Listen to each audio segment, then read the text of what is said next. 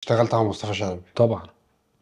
مصطفى ده يعني برضو حاجة جميلة جدا جدا. يعني اولا برضو من الناس اللي بيهتم بنفسه جدا. موجود معايا، مش موجود معايا لازم البرنامج يتبعت له، اقول له اعمل واحد اتنين تلاتة. احنا شغالين مع بعض بقالنا حوالي سنتين، برضو سنتين وشوية، بشكل منتظم جدا.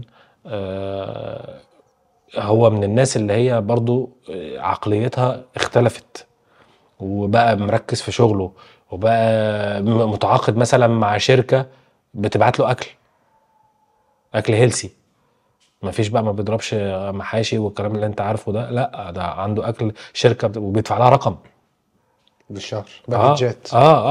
بتبعت له 3 وجبات. يكلمني مثلا انا لعبت قد كذا، لو انا ما شفتش الماتش، اجي ولا ما اجيش، اشتغل ولا ما اشتغلش. برضو مصطفى المنتاليتي بتاعته اختلفت تماما، ومن الناس اللي هي بتحب تشتغل على نفسها، ومن الناس اللي هي بتحب يبقى شكله كويس، يحب يبقى الفتنس بتاعه كويس. وفي ميزه جميله جدا بقى، ان هو كل ما بيحس بفرق كل ما بيبقى عايز يتمرن اكتر. مم. بيتشجع. يقول لي لا انا الماتش اللي فات ده كنت احسن، عايز اكمل على كده. لا لا، شلبي من الناس اللي ما شاء الله عليه يعني.